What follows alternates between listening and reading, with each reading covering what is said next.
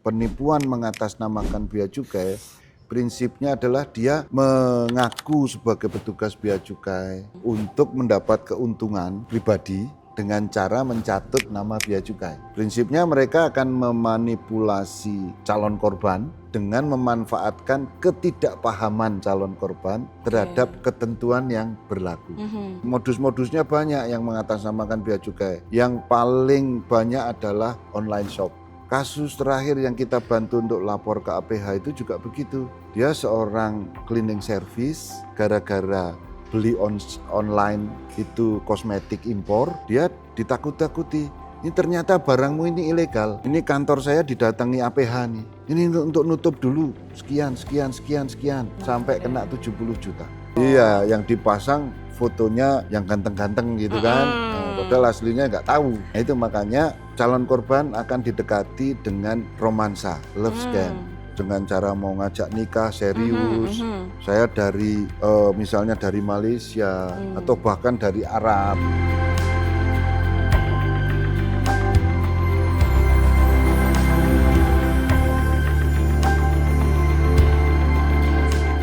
Assalamualaikum Bapak Nirwala, selamat pagi. Waalaikumsalam warahmatullahi wabarakatuh. Sehat Selamat ya, pagi. Alhamdulillah, luar biasa. Baik, terima kasih nih atas waktunya untuk Suara.com. Kita berkesempatan untuk main-main nih di kantor Bapak. Sebelum kita ngobrol bisa dijelasin nggak Pak? Ini kita lagi syuting di mana nih Pak? Oh, kita ini ada di fasilitas RDTC, Regional Dog Training Center. Oke. Jadi Bea Cukai Indonesia itu dapat kehormatan dan diakui oleh WCO, World Customs Organization, untuk menjadi pusat latihan K9, anjing pelacak di kawasan Asia Pasifik.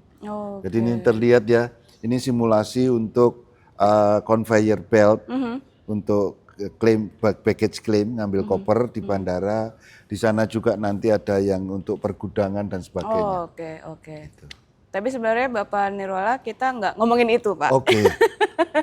Jadi tadi sudah disinggung sebenarnya kita ngomongin. Ngapain nih ada di sini berarti kan? Dikenalin dulu Pak, dikenalin. Mungkin ini ada namanya kali Pak? Oh ini Bernadette, ya ini Ana. Oke. Oh dua-duanya perempuan ya perempuan, Pak ya? Ini maskot dari custom K9 dari Bea Cukai gitu ya Pak. Nah, kita boleh kembali ke topik dulu. Oke. Ini, oh iya sebelum kita tadi kan udah disinggung soal modus penipuan gitu ya Pak, mengatasnamakan bea cukai. Nah tapi sebelum itu kita masuk dulu ke ini sebenarnya banyak yang nggak tahu sebenarnya kerjaannya Bapak Nirwala ini apa sih? Tugas pokok dan fungsi dari Direktorat Komunikasi dan Bimbingan Pengguna Jasa itu apa sih Pak? Tentunya dari namanya aja, komunikasi dan bimbingan pengguna jasa. Berarti ada dua ya. Ya berarti kita fungsinya adalah melakukan komunikasi dengan masyarakat, dengan stakeholder kita, ya, dan juga mengedukasi masyarakat maupun pengguna jasa tentang layanan bea cukai. Dan yang paling penting di situ kita juga memberikan informasi yang benar tentang bea cukai, ketentuan-ketentuan yang berlaku, kemudian juga edukasi, memerangi hoax segala semacam. Dan prinsipnya di situ kita intinya adalah turut menjaga, berfungsi untuk menjaga citra bea cukai. Ya kan, termasuk dengan adanya penipuan mengatasnamakan bea cukai itu kan merugikan citra. Gitu, ya. Nah ini penipuan mengatasnamakan bea cukai, berani banget ya Pak itu ya penipunya tuh. Ya. Itu kan lagi rame dengan segala macam modusnya. Tapi sebenarnya bisa dijelasin nggak sih Pak, maksudnya itu tuh maksudnya tuh apa itu menipu mengatasnamakan bea cukai? Kayak gimana kerjanya mereka tuh? Prinsipnya menipu itu kan mesti punya motif. Motifnya adalah untuk mencari keuntungan pribadi, ya kan itu. Makanya di sini yang penipuan mengatasnamakan bea cukai, prinsipnya adalah dia mengaku sebagai petugas bea cukai untuk mendapat keuntungan pribadi, ya kan, dengan cara mencatut nama bea cukai. Oke. Prinsipnya mereka akan memanipulasi calon korban dengan memanfaatkan ketidakpahaman calon korban terhadap ketentuan yang berlaku. Gitu. Itu kalau misalnya modusnya macam-macam mungkin ya Pak. Ya. Kalau misalnya mengatasnamakan polisi mungkin disebutnya saya ini dari polisi, anak Bapak ditilang gitu. Nah kalau bea cukai modusnya apa aja tuh Pak? Karena bea cukai itu tugasnya adalah mengawasi, salah satunya adalah mengawasi lalu lintas barang. Tentunya dengan adanya kemajuan perdagangan, teknologi segala macam itu kan kita tahu Mbak Ria, ada yang beli online dari luar negeri, online shop luar negeri, kemudian barang kiriman dari luar negeri, segala macam. Berarti itu kan lintas negara. Betul. Bahkan ada masyarakat pun yang pemahamannya kalau beli barang lewat online shop itu juga berurusan dengan bea cukai. Ya kan, padahal kalau itu sudah di dalam negeri kan bukan urusan bea cukai. Ya, prinsip bea cukai adalah mengawasi lalu lintas barang impor dan ekspor. Jadi makanya di situ orang memanfaatkan ketidakpahaman. Jadi modus-modusnya banyak yang mengatasnamakan bea cukai. Yang paling banyak adalah tadi online shop. Bahkan Mbak Ria mungkin masih ingat masalah penipuan-penipuan seperti itu, bahkan yang sempat trending selama tahun 2023, saya beli sepatu harganya 800.000 kok kena dendanya 30 juta, itu kan itu akibat ketidakpahaman. Ya kan? Nah, di sini kalau Mbak Ria tadi tanya modusnya macam-macam. Macam-macam. Misalnya pertama yang paling banyak ratingnya itu di online shop, ya kan? Orang beli online itu paling seneng kan? Kalau nganggur pun buka HP online shop, gitu kan? Itu. Nah, masyarakat nggak bisa membedakan itu online shop yang melalui marketplace dengan yang tidak. Ya biasanya penipuan-penipuan yang melalui online shop ini yang tidak dilakukan melalui marketplace. Ciri-cirinya apa? Bagaimana si penipu tahu nomor telepon dari pembeli barang. Kalau di marketplace kan nggak tahu. Iya betul. Iya kan? Nah kalau di online shop lainnya, misalnya lewat IG, TikTok segala macam itu kita nggak tahu. Tapi kalau marketplace ada yang menjamin. Itu, ya kan? Itu. Terus yang kedua, saya mau nanya, sudah menikah belum? Oh, saya belum Bapak. Belum. Nah, hati-hati. Gitu. Kenapa tuh? Karena modus yang kedua itu bersifat love scam atau romansa. Betul. Nah, makanya hati-hati kalau pasang status di IG, di Facebook, hati-hati. Orang secantik Ria masa masih sendiri sih? Aduh jadi malu. Nah ini nih ya, ini kejadian masalahnya. Iya betul. Karena masalahnya banyak banget Pak. Orang kalau lagi jatuh cinta itu paling sulit dikasih tahu. Benar. Nah, sering berarti kan. Nah jadi maksud saya itu, mereka kalau yang love scam itu dia pelajari, dia telaten. Pelajari, di Facebook ini masih jomblo nih. Apalagi sering ngeluh masih jomblo segala, wah ini calon korban yang bagus. Diincar langsung. Iya, yang dipasang fotonya yang ganteng-ganteng gitu kan. Padahal aslinya nggak tahu, ya kan. Nah itu makanya di situ calon korban akan didekati dengan romansa, love scam. Dengan cara mau ngajak nikah serius. Saya dari misalnya dari Malaysia atau bahkan dari Arab. Turki Pak paling Turki, banyak. cakep-cakep ya. Iya. Nah, itu kan. Terus itu biasanya didekati. Ngaku namanya siapa dari Turki. Saya mau kirim untuk mas kawin. Untuk kirim mas kawin. Tapi saya ini sudah di bandara nih. Tapi barangku ketahan. Aku nggak bawa uang rupiah. Kayak gitu. Aku nggak bawa uang rupiah. Sekali lagi orang yang jatuh cinta itu paling sulit dikasih tahu. Nah itu makanya ini aku ketahan bea cukai barangnya. Padahal itu barang-barang itu untuk mas kawin kita gitu kan, Oke. pernikahan kita gitu kan. Itu yang love scam ini banyak gitu kan, tapi biasanya mereka telaten. Telaten itu maksudnya gimana, Pak? Pendekatannya telaten, oh ya pendekatan dengan rayuan-rayuan segala macem, ya kan. Tapi kalau sudah seperti itu ya akhirnya oke, kita kalau perlu nikah segera, terus kita dibawa barang. Wah ini ditahan bea cukai nih, aku nggak bawa rupiah. Padahal kalau orang berpikir dengan nalar yang sehat, kan di bandara ada money changer segala macam. Betul sekali. Ya Ya, kan? namanya juga cinta. Nah, namanya juga cinta. Ini kena bea masuk nih, tahan bea cukai nih. Iya. Gitu. Kalau misalnya Bapak nih, kalau misalnya denger-denger nih Pak, Mm-mm. yang love scamming itu kan nggak 1-2 korbannya. Oh, iya. Itu ada nggak yang jumlah, misalnya dia udah ketipu nih, terus jumlah yang uang yang dia transfer itu fantastis gitu. Oh ya jelas dong, namanya juga mau mas kawin segala macam itu ada yang dulu teman saya sendiri nih. Teman sekolah saya yang dimarahi, saya kasih tahu begitu dimarahi. Ya, dia nggak kurang dari 50-60 juta. Wow. Itu baru satu ya, itu. Ya kan? Lumayan itu. Lumayan. Banyak kalau penipuan-penipuan semacam itu. Bahkan kasus terakhir yang kita bantu untuk lapor ke APH itu juga begitu.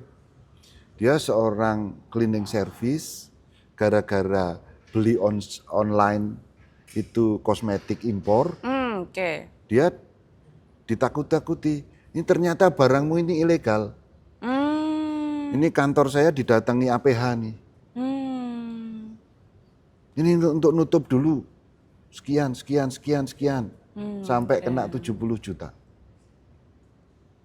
Lumayan Bayangin. buat umroh. Makanya, ya itu yang perlu hati-hati di situ.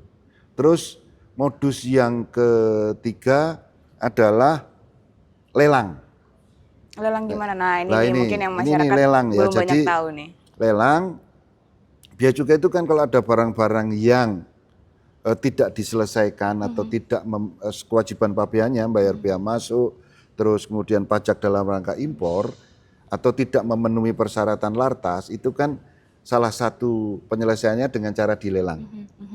Ya, itu memang yang menegah barang itu bea cukai. Tetapi untuk lelang itu adalah Dirjen Kekayaan Negara.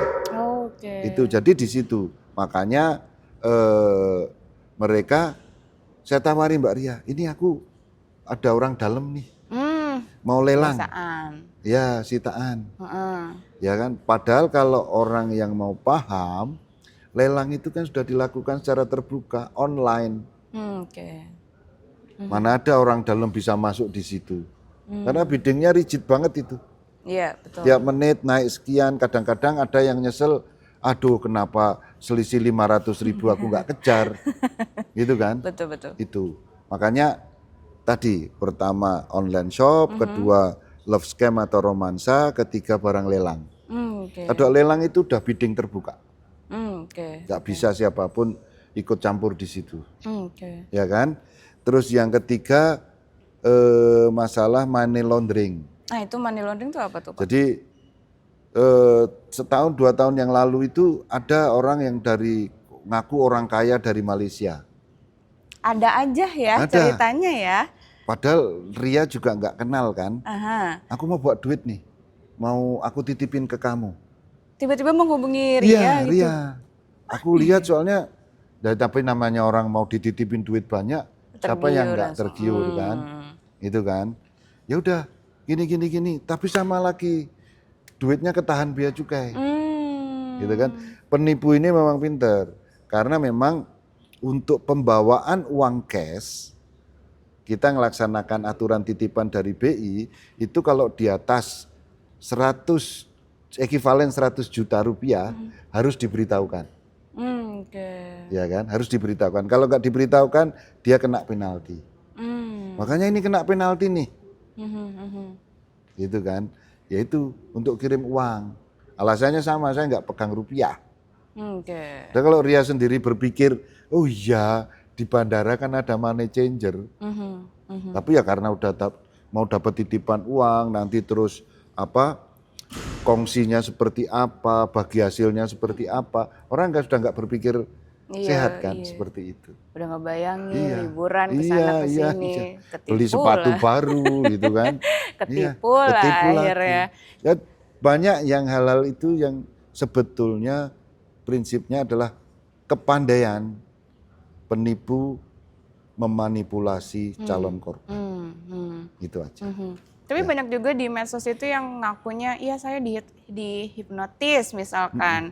Berarti penipunya udah level sampai level bisa menguasai korbannya dong Pak Nah, rata-rata. Itu saya nggak tahu pasti, tetapi dari data fakta yang ada dan dari pendalaman kita tadi, mereka pandai dalam memanipulasi calon korbannya. Misalnya satu, ditelepon, dihubungi pada jam-jam sibuk. Misalnya jam berangkat kantor, jam pulang kantor, bagi pegawai ya. Misalnya lagi naik komuter, desek-desekan gitu, atau takut ketinggalan komuternya. Oh iya, nggak sadar dia. Tanpa dihipnotis pun dengan tekanan-tekanan seperti itu, dia kan akan langsung nurut, ya kan? Atau kalau yang untuk ibu-ibu, wah dihubungi pas saat jam-jam belanja. Ya kan, ada tukang sayur di depan belanja gini, ya kan? Tiba-tiba ditelepon, ya kan? Oh ini begini, ibu beli barang ini benar, ini ditahan begini. Malu sama tetangganya yang biasanya beli di Pondok Indah atau Indonesia Plaza. Oh iya, cepet-cepetan aja kan? Itu. Atau memanfaatkan ibu-ibu yang suka nonton drakor nih. Ini ganggu aja ini, lagi seru-serunya gitu kan. Loh, ditelepon.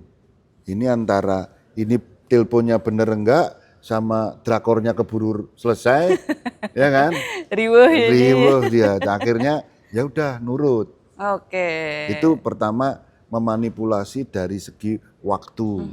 Terus juga ngancam, ini harus segera diputuskan Bu, sebelum APH datang ke sini nih. Bahkan kalau perlu dikirimi, misalnya saya ngubungi Mbak Ria sendiri kan nggak tahu wajahnya Nirwala seperti apa kan. Oh ini saya salah satu nih, sudah dengan APH di kantor saya. Padahal itu foto siapa yang dipasang juga nggak ngerti kan. Gitu kan. Betul. Itu terus ya ujung-ujungnya nanti mereka pertama masalah waktu, kedua ada nada ancaman. Nanti kalau enggak Mbak Ria tak jemput sama APH nih. Bahkan ada yang ngancam pakai polisi militer, apa hubungannya gitu kan. Tapi kan orang udah panik ya mesti nurut-nurut aja kan. Terus itu dengan ancaman. Kalau enggak ya nanti kita jemput, kita tahu alamatnya Ibu. Ya dia pesen barang mesti tahu kan alamatnya. Iya betul. Gitu. Terus yang kedua, biasanya mereka satu tim. Yang satu tadi mengancam, memanipulit korban. Terus nanti oke dah kalau gitu tim saya teknisnya yang akan menghubungi. Nanti lain lagi profesinya. Lain lagi, nanti dia akan menuntun. Menuntun, oh begini caranya Mbak Ria untuk transfer, kita bantu. Udahlah supaya ini nggak jadi masalah, kita bantu. Ini kalau nggak salah yang suaranya sama semua itu ya Pak? Ya. Mau profesinya apa, suaranya apapun, sama. dia ngakunya dari mana, nada bicaranya sama, ya kan? Iya. Kayaknya sering ketipu ya. Nggak Kan nuduh tapi nonton gitu. berita Pak. Ya. Tapi tadi lucu loh, ini sebelum kita mulai syuting nih Bapak Nirwala ini sempat ngobrol kan. Bapak Nirwala ini juga sempat jadi target sama penipu. Cerita Pak. Waduh, jangan gitu dong. Masa saya sosialisasi hampir ketipu gitu kan?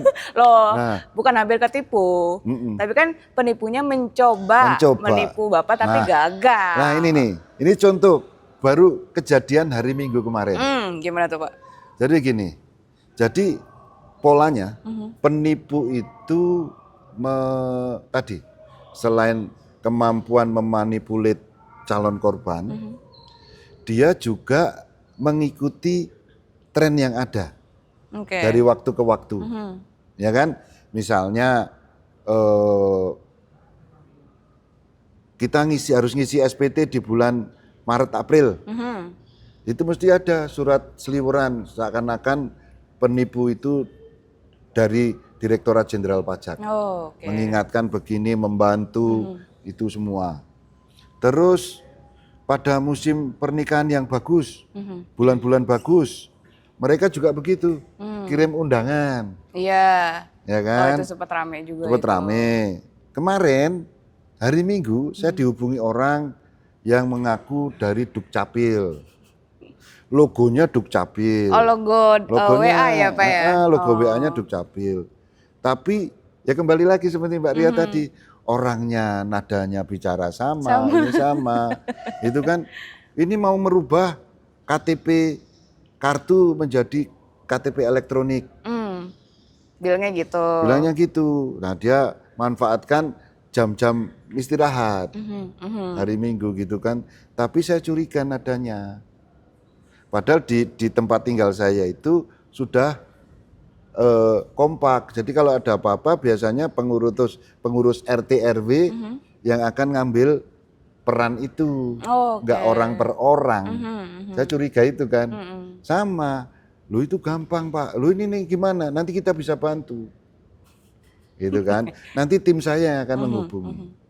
Ada aja modusnya. Ada aja modusnya. Mereka pinter memanfaatkan itu. Makanya di sini perlu hati-hati. Ya kan? Terutama kalau kaitannya dengan yang mengatasnamakan bea cukai, hati-hati. Satu pesan saya, Apa tuh? bea cukai tidak pernah menghubungi langsung penerima barang. Oke. Ya, baik itu beli online maupun barang kiriman. Bea cukai tidak pernah menghubungi langsung. Oke. Terus ngubunginnya? Abaikan saja kalau dia ngaku dari bea cukai, bahkan di foto profilnya pun menggunakan foto Nirwala. Berani-beraninya Loh itu. iya, ganteng gini kan? Oh iya. Ganteng gini. Minimal istri saya yang ngomong gitu kan. Itu dipakai. Ya kan? Tapi namanya kalau ini yuk bodohnya mereka udah tahu nama sini Nirwala yang dipakai nama lain, Oh, Adit atau diganti. siapa kan? Ya namanya orang menipu kan itu. Terus tadi pertama bea cukai tidak akan pernah menghubungi langsung. Karena yang menghubungi penerima barang adalah pengusaha jasa titipan atau kantor pos selaku wakil dari penerima barang. Oke. Karena bea cukai nggak berhubungan langsung dengan penerima barang. Berarti nanti yang menghubungi itu bisa disebut sebagai pihak ketiganya dalam Iya. proses pengiriman barang Iya, gitu. ya Jadi, bisa. Kalau kantor pos hubungi aja kontak center kantor pos. Oh, oke. Jadi Bener bukan bea nggak? cukainya langsung. Iya kan? Atau kalau misalnya dari jasa titipan, boleh kan saya nyebut misalnya dari FedEx, dari DHL, konfirmasi langsung. Bener nggak? Gitu. Ya kan? Bener-bener. Nah itu, karena bea cukai nggak pernah hubungi langsung. Terus kedua, nggak akan bea cukai minta bayaran melalui rekening pribadi. Itu Karena juga harus modusnya. pakai, ya. Karena untuk membayar ke kas negara perlu adanya namanya kode billing. Oke. Kode billing itu nanti, oh ya, untuk transaksi apa, nama siapa, NPWP berapa, jumlahnya berapa, untuk disetor ke kas negara. Oke. Ya, itu. Makanya tidak pernah menghubungi langsung dan nggak pernah menggunakan nomor rekening pribadi. Tuh, simak ya teman-teman. Itu. Buat yang belum Nah, tahu. dan kalau memang perlu, tolong kirim saya dokumen resmi.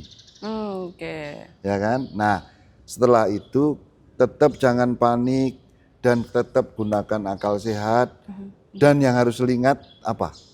Apa tuh? Hubungi call center bea cukai di 1-500-225. Oke. Jadi Kita akan selalu melayani. Anda bisa tanya apa aja di 1-500-225. Ya, bahkan untuk barang kiriman pun Anda bisa tracking kok di situ. Oke. Bisa nanya di situ.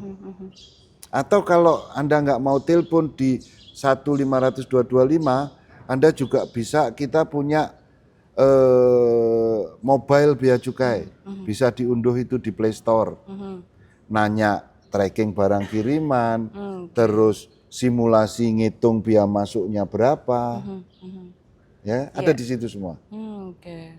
terus nanya kursnya pun ada di situ. Ya, kalau butuh penjelasan hubungi saja call center Bea Cukai.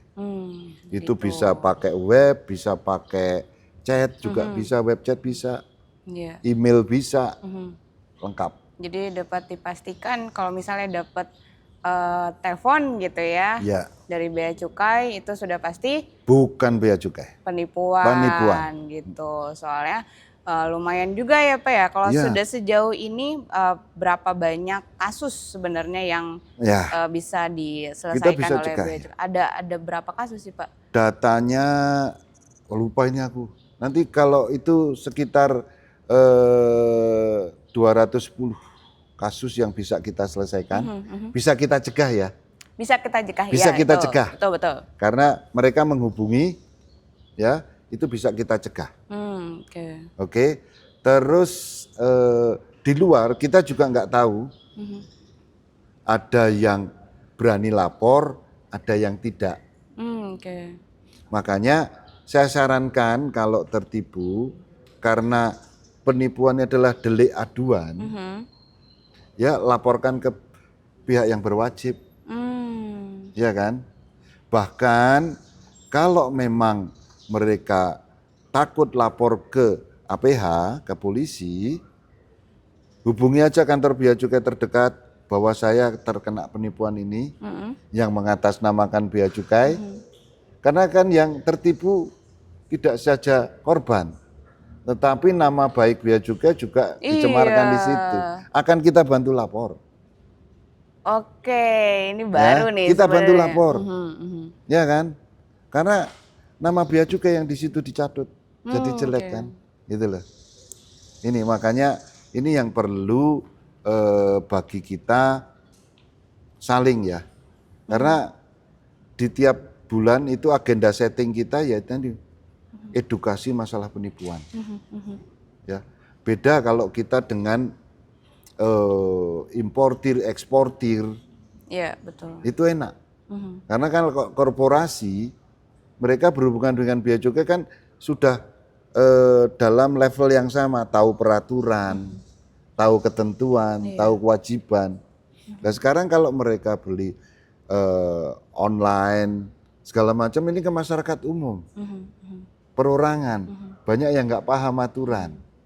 Makanya jangan segan-segan hubungi saja call center Bea Cukai. Oke. Ya kan, kalau prosedur saya mau beli ini gimana sih? Terus barang kirimanku sudah sampai di mana?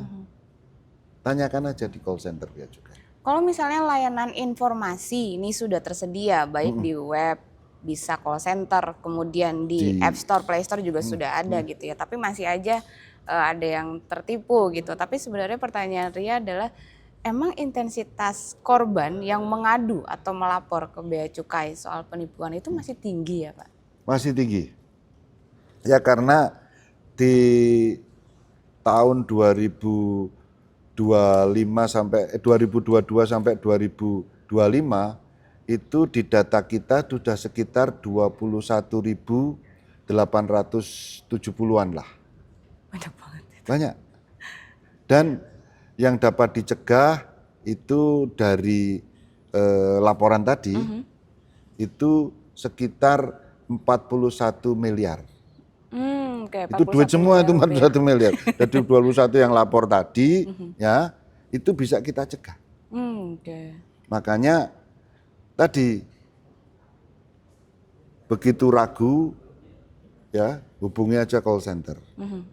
Ya.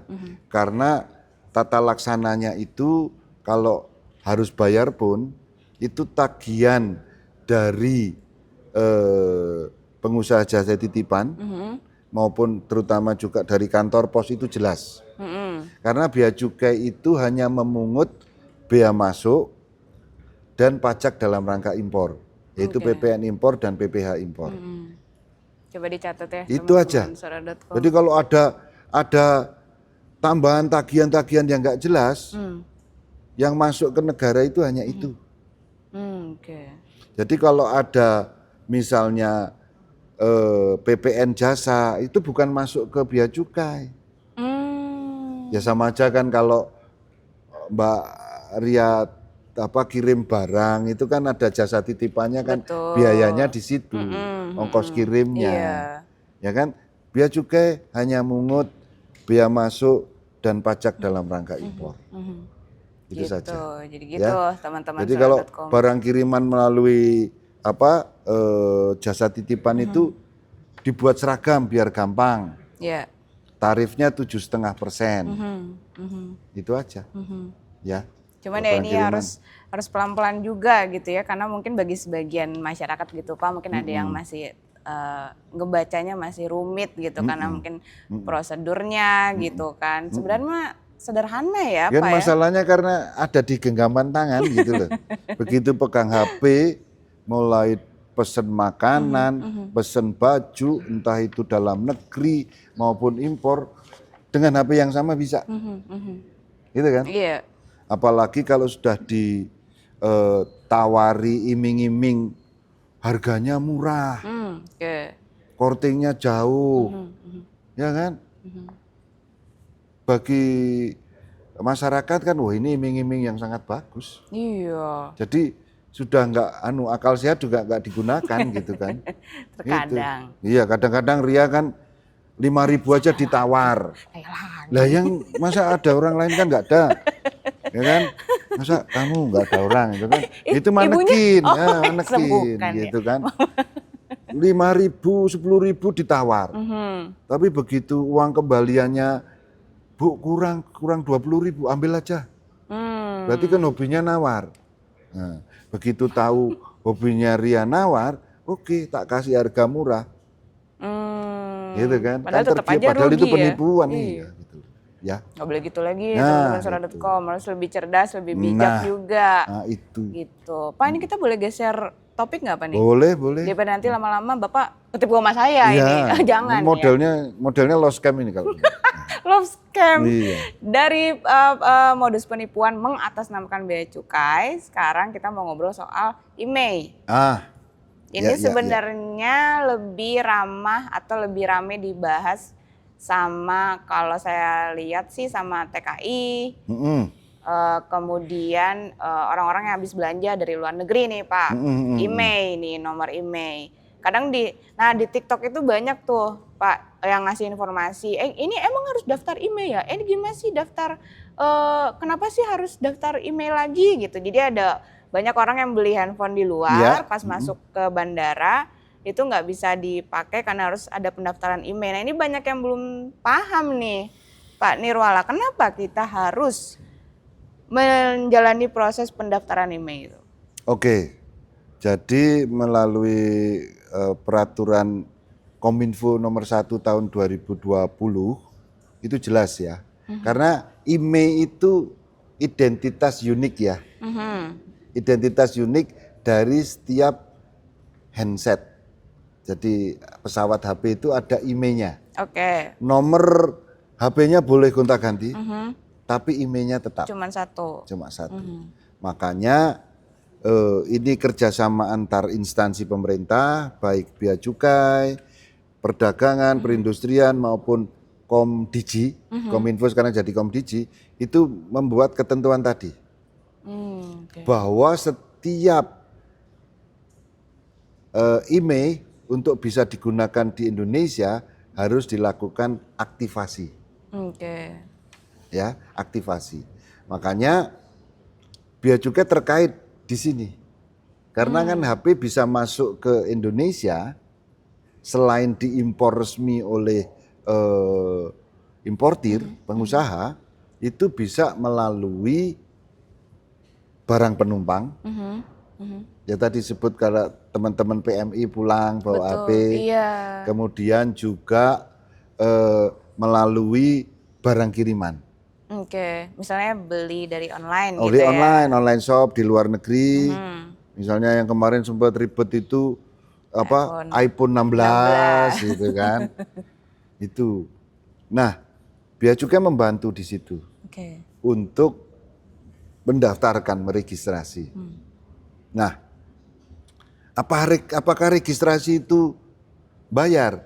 Tidak. Ingat, gratis. Registrasi tidak bayar.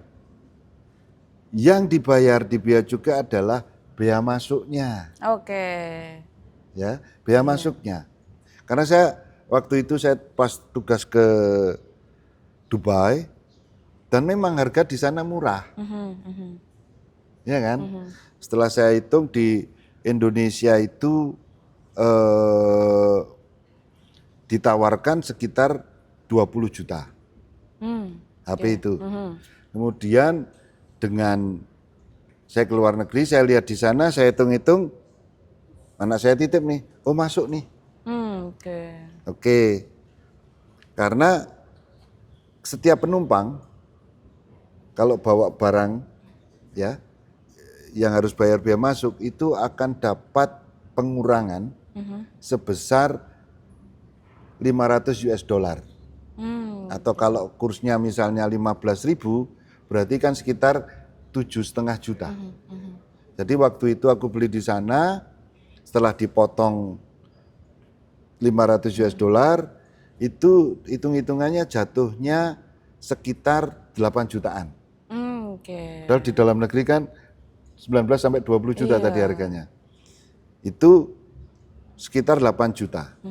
Terus dihitung bea masuk dan PDRI-nya dibantu petugas, dan petugasnya pun nggak tahu kalau saya orang bea cukai, ya kan? Kan di paspor nggak ada orang bea cukai gitu kan? Bapak rumah tangga.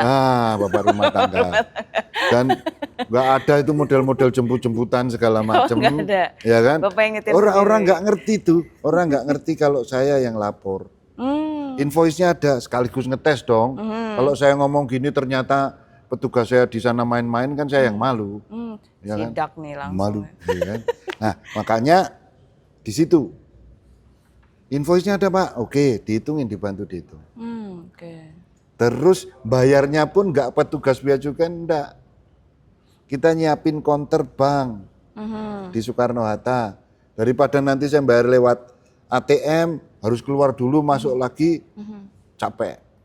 Bayar melalui counter perbankan yang kita bekerja sama dengan bea cukai, kalau nggak salah BRI itu mau bantuin kita di situ, kita bayar di situ. Ya dengan kode billing juga, bayarnya sekitar 3,5 juta. Oke, jadi kayak gitu. Jadi caranya. 8 ditambah 3,5 juta, masih sekitar 11 jutaan sekian. Saya masih untung dikit kan. Tapi apa ya, saya tiap bulan berangkat, tiap minggu berangkat ke Dubai. Ya kan, nggak masuk akal. Ya kan? Tapi saya nitip satu. Nah itu. Boleh nitip satu asal bayar bea masuk tadi nggak masalah gitu kan. Tetap karena nggak ada batasan. Hanya 2 unit per penumpang per tahun. Nah nanti kan sulit bedain ini bawa 1 koper. Ya kan? Betul. Jadi jumlah dan range waktunya dibatasi. Ya kan? Tapi kan itu kalau misalkan yang langsung ya Pak ya? Iya, yang bawa penumpang. Yang dibawa langsung. Nah kalau misalkan yang beli di marketplace, itu ada yang beli online, bukan melalui kiriman. Itu masuk kategori barang kiriman. Nah itu tuh ada jadinya dimanfaatkan sama pencari untung tuh Pak. Ada yang namanya penyedia jasa unlock email. Nggak ada unlock email. Karena nanti unlock email nggak ada dong. Aku yakin yang nawarin jasa-jasa unlock itu nanti penggunaan emailnya temporary, 3 bulan dimatiin lagi. Nah tuh hati-hati. Temporary itu. Nggak jadi ada. Jadi jasa unlock itu nggak ada. Kalau barang penumpang tadi jelas, yang bantu register bea cukai. Betul. Nanti kita daftarkan ke Komdigi, ya, terus dibuka. Terus kalau barang kiriman, yang bantu register siapa? Ya pengusaha barang titipan, jasa titipan tadi. Misalnya DHL, FedEx, UPS, kantor pos, itu membantu meregister ke bea cukai gitu loh. Itu. Karena yang email yang dikelola melalui barang kiriman maupun barang penumpang itu nggak lebih dari 5%. Dari seluruh email yang ada 95% itu lebih itu dikelola oleh teman-teman di Kementerian Perindustrian. yang diimpor kontaineran itu oleh importir. Iya, iya. Ya, itu mereka mendaftarkan ada mekanismenya sendiri. Oh, kontainer ini jumlah HP sekian, IMEI-nya nomor sekian sekian sekian sekian. Ya kan? Itu diimpor. Itu nanti langsung kaitannya dengan teman-teman di Kementerian Perindustrian. Itu. Jadi makanya kalau nanti handphone-handphone yang dijual di gerai-gerai di Indonesia, kan IMEI-nya langsung bisa dipakai. Iya, betul. Karena pada waktu impor sudah didaftarkan importirnya ke Kementerian Perindustrian. Ya, yang dilayani bea cukai adalah yang dibawa penumpang dan barang kiriman. Oke. Jadi bea cukai membantu meregistrasi. Gitu. Lah kok bayar? Itu yang dibayar bea masuk Bea dong. masuk. Gitu loh. Kalau daftarnya mah gratis. Gratis. Itu. Makanya kalau ada jasa unlock nggak ada. Nah, itu bisa dipastiin lagi buat nggak teman-teman ada. jangan sampai ketipu juga Dan ketipu. nih. Dan saya ya yakin kan? kan itu mesti temporary IMEI-nya berlakunya. Oh, jadi gini, meskipun misalkan itu berhasil, tapi itu Tunggu hanya aja dalam waktu 3 bulan mesti kelok lagi. tuh kan. Jadi Ya kan? iya, jadi kalau misalnya nggak mau secara temporari memang jalurnya. Nah, ini kalau misalnya nggak dibantuin gitu oleh pihak ketiga. Misalnya Ria nih harus ngurusin IMEI sendiri nih, tapi barangnya barang kiriman gitu loh, Pak. Oh, kalau barang kiriman kan tadi sudah diregistrasi sudah dipastikan. oleh pengusaha jasa titipan atau kantor pos. Oke. Sudah diuruskan mereka. Gitu kan? Artinya kan nanti sudah diantar ke Ria dalam keadaan IMEI-nya sudah aktif. Ya, pokoknya kan? mah tinggal pakai Tinggal aja pakai, ya. iya. Oh, Dicas dulu, jangan lupa. 8 jam. Ya, 8 jam. Pakai yang fast charger dong.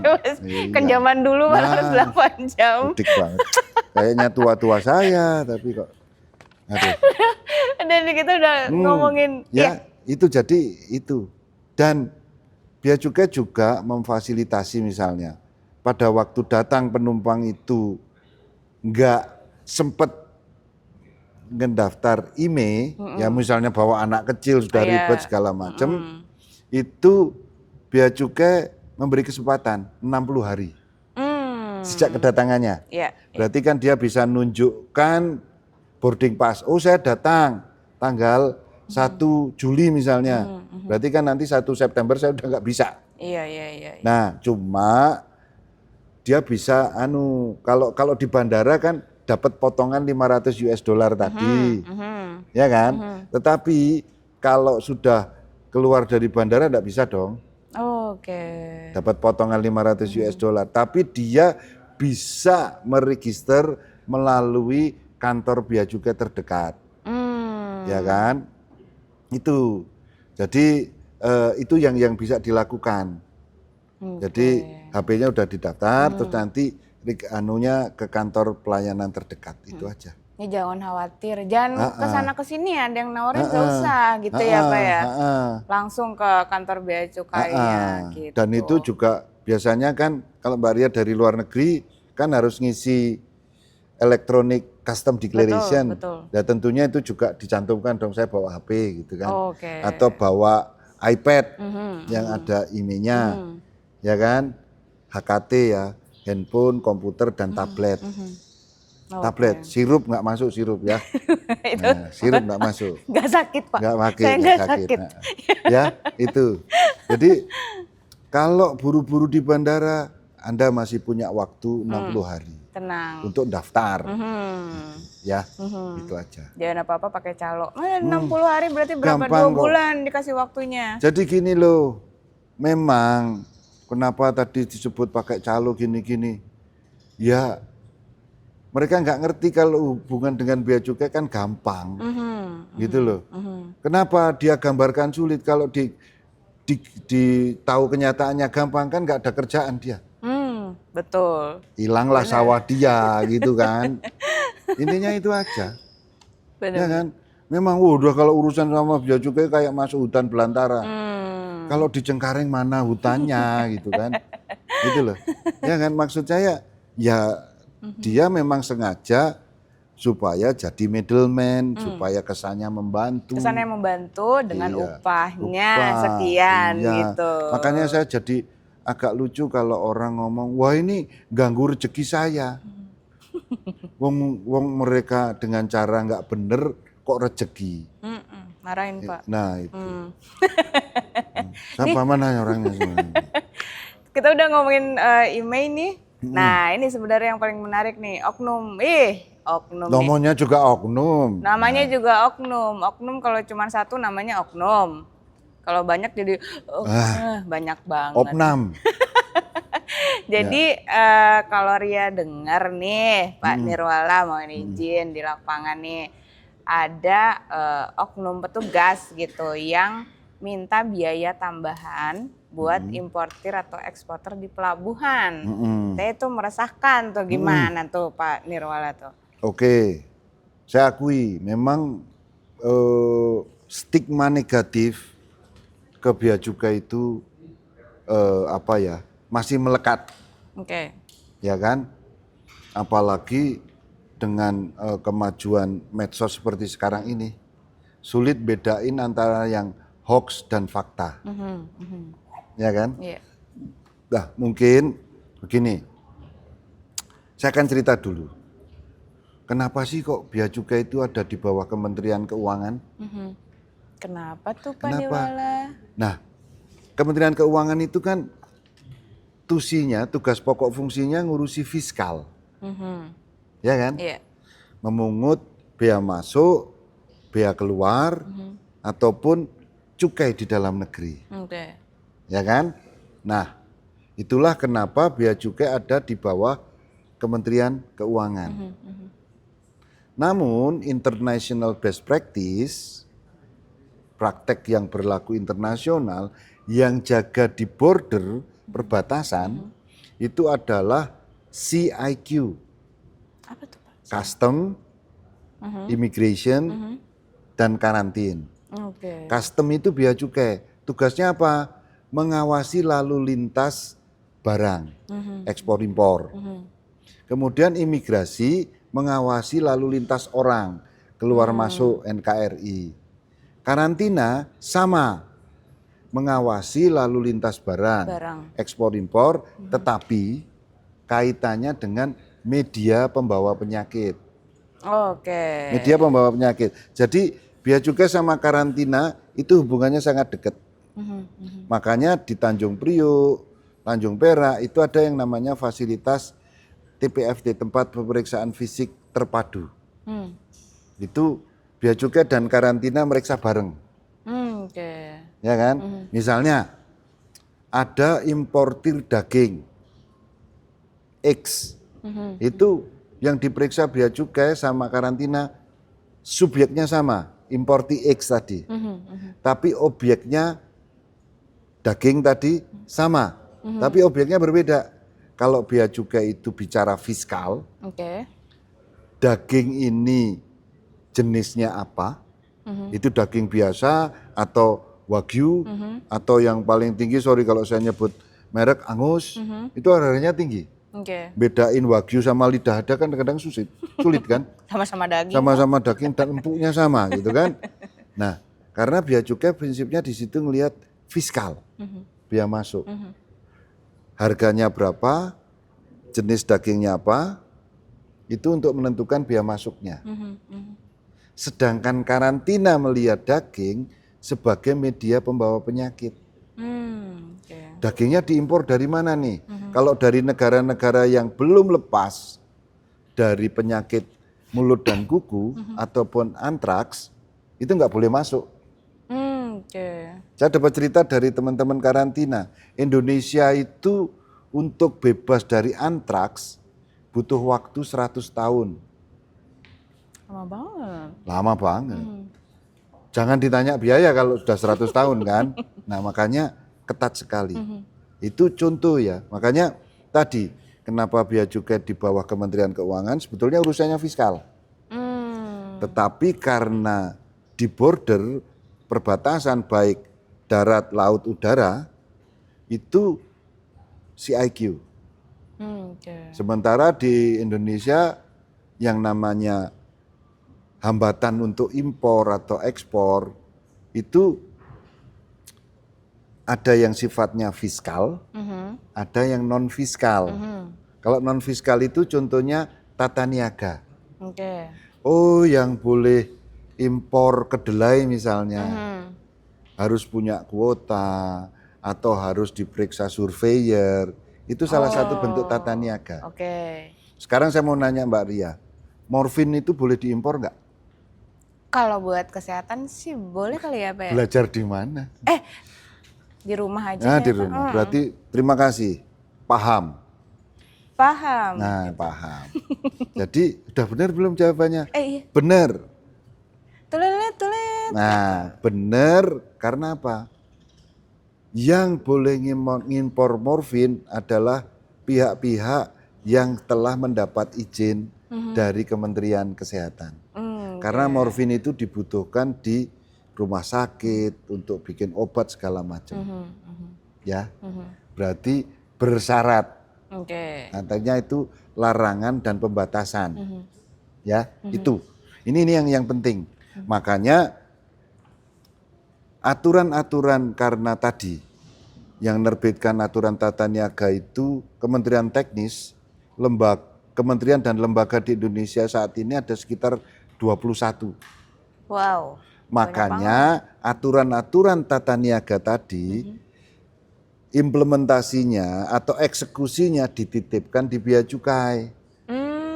Bebannya Ya, dititipkan di Bea Cukai. Nah, daripada nanti di bandara berjejer tuh 21 kementerian lembaga yang punya aturan tadi kan. Betul. Makanya dititipkan ke Bea Cukai.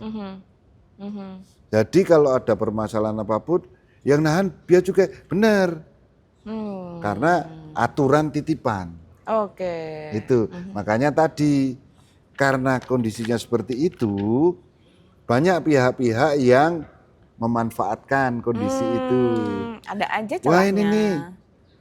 Bea Cukai minta tambahan duit nih. Oh, modusnya gitu ngomongnya. Karena kurang syarat ini, kurang syarat itu. Oh, iya. Gitu kan? Padahal sekarang ini sudah modern, semuanya sudah online sistemnya. Makanya kalau ada orang yang ngomong ini petugas Bea Cukainya di lapangan minta tambahan duit, jangan gampang dipercaya, itu bohong. Ya, satu, Anda bisa menghubungi tadi call center Bea Cukai 1-500-225, karena di situ akan dijelaskan dokumen impormu prosesnya sudah sampai di mana. Oke. Bahkan ada itu kasus, ini oknum ya PPJK, pengusaha jasa kepabeanan, custom broker ya, itu resmi memang. Itu dia padahal itu sudah diputus untuk dirilis. Masih bisa-bisanya telepon ke importirnya, ini petugasnya minta tambahan. Kalau pengen diputus. Gitu kan, pengen dirilis barangnya, padahal sebetulnya SPPB-nya sudah ada, surat pemberitahuan pengeluaran barang sudah ada. Jadi kalau impor itu kan ujungnya nanti SPPB. Iya. Itu sudah ada, sudah diterbitin. Tapi ada juga oknum, Bu Ria, Bu Direktur gitu kan. Ini Pak Nirwala minta tambahan duit. Padahal sudah diputus. Gitu loh. Makanya manfaatkan aja 1-500-225. Dokumenmu sudah di mana? Sudah SPPB kok minta duit ngapain? Gitu kan? Nah, satu lagi juga, kalau memang benar itu oknum Bea Cukai, dilaporin aja di SIPUMA. Apa tuh SIPUMA? Sistem Pengaduan Masyarakat. Oke. Itu terbuka, gampang dijangkau. Atau kalau enggak ya laporin aja ke 1-500-225. Lagi call center kasusnya lagi. di mana, siapa namanya petugas, itu kan. Oke. Jadi kita gampang lacak. Oke. Ya, Iya. karena Bea Cukai ini punya unit kepatuhan internal yang ngawasi bahwa pegawai sudah bekerja, memastikan sudah bekerja sesuai dengan ketentuan. Di Bea Cukai itu menerapkan 3 line of defense. Jadi di lapangan itu diawasi. Kemudian di tingkat Kanwil juga mengawasi, tingkat pusat juga ngawasi. Itu second line-nya. Third line-nya adalah kita Kementerian Keuangan punya Irjen. Itu lebih tinggi lagi. Itu lagi, ya ikut ngawasi. Jadi kalau nggak ke Sipuma atau ke kontak center Bea Cukai 15225, bisa juga ke WISE. Apalagi itu, WISE itu sarana pelaporan yang dibuka oleh Irjen, Inspektur Jenderal Kementerian Keuangan. Oke, berarti. Wah ini kan bisa saja kan, wah ini kalau Bea Cukai yang dilaporin mesti nggak ditindaklanjuti. Lapor ke WISE saja. Padahal kita di KI itu punya janji layanan dalam waktu 14 hari harus diselesaikan kasusnya. Dan itu bisa dimonitor kok. Oke. Ya. Jadi kalau pertama ragu, tanya dulu ke kontak center. Bener nggak ini minta tambahan begini? Jangan-jangan dokumennya udah selesai. Atau jangan-jangan dokumennya aja masuk belum ke Bea Cukai. Tapi udah ditagih. Udah ditagih, ya kan? Terus kalau memang itu benar bisa membuktikan itu petugas Bea Cukai, laporin aja ke Sipuma. Oke. Namanya siapa, kasusnya apa, di mana. Oke. Pasti kita tidak lanjuti, ya. Oke. Gitu. Baik nih, mohon maaf nih Bapak Nirwala, bukan yang nggak saya nggak cinta, nggak rindu nih, tapi kita sudah di penghujung diskusi nih gitu. Untuk sebagai penutupan mungkin Bapak Nirwala bisa menyampaikan closing statement terutama untuk masyarakat agar lebih aware biar tidak mudah tertipu dengan penipuan mengatasnamakan Bea Cukai. Silakan Pak Nirwala. Oke, bagi masyarakat semua, memang kalau dari ketentuan hukum, begitu diundangkan, semua pihak dianggap tahu. Itu ketentuan hukum. Tetapi, Bea Cukai akan selalu membantu masyarakat bila masyarakat ragu atau butuh kepastian. Anda dapat menghubungi call center di Bea Cukai di 1500225 atau menghubungi webnya Bea Cukai, menghubungi di website Bea Cukai. Jadi kita akan dengan senang hati membantu. Jangan gampang percaya dengan omongan orang di luar, ya, atau bahkan ditelepon orang yang mengaku-ngaku petugas Bea Cukai. Pastikan, karena para penipu itu akan selalu memanipulasi calon korbannya, baik dengan mengancam, baik dengan mengiming-imingi sesuatu yang sangat menggiurkan. Itu jangan gampang percaya. Pastikan dulu. Anda nggak mau telepon di 1500225, Anda bisa download di Play Store Bea Cukai Mobile. Itu bisa untuk men-tracking barang kiriman atau segalanya. Tapi kalau Anda butuh konsultasi, hubungi dulu call center Bea Cukai di 1500225. Kami akan siap membantu Anda. Oke, baik. Terima kasih banyak sekali lagi untuk Bapak Nirwala atas waktunya dan juga informasinya yang sangat bermanfaat untuk masyarakat. Dan itu tadi pembahasan saya bersama Bapak, panjang banget jabatannya. Direktur Komunikasi dan Bimbingan Pengguna Jasa Direktorat Jenderal Bea dan Cukai Kementerian Keuangan Bapak Nirmala Dwi Herianto. Nirwala, tadi udah benar jadi Nirwala, salah. Nirwala Dwi Herianto. Ya. Oke. Saya Ria Rizky pamit undur diri, sampai jumpa. Oke, tos dulu dong. Tas dulu dong. Nah.